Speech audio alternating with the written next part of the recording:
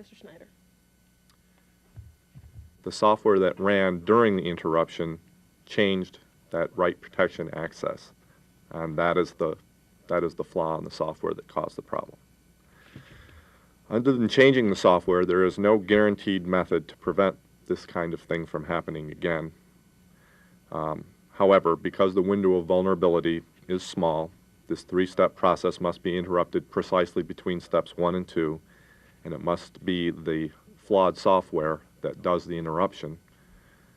The operations team has decided to accept the risk that the problem could reoccur and not patch the flight software for the time being. Here shortly, and for the first time, we investigate what the Martian hills or gravity, and it's, the next slide shows where we're going to make landfall at West Spur again. We can see another slope with boulders streaming down. The crater is relatively fresh. You can see the rim of it pretty well intact. If you look to the... Thanks, Jim. It's now Saul. We're spending a lot of time looking at the rock characteristics, the rock distributions, the surface roughness, the hardness of the rocks. There's a lot of information that we need to kind of bring together.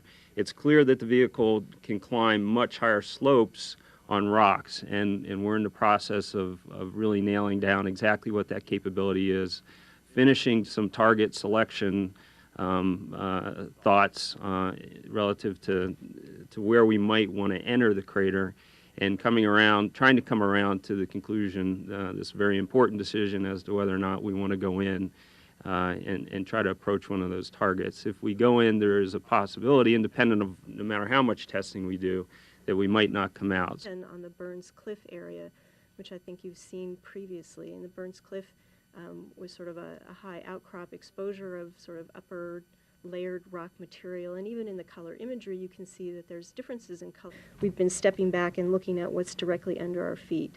There are, between the limestone outlook area and around the southern end of the crater, there's very few places where we've seen a lot of these flat flagstone type outcrop materials, and so most of the shoulder of the crater is covered with blueberries and with sand, so we don't have a lot of stones that we've seen.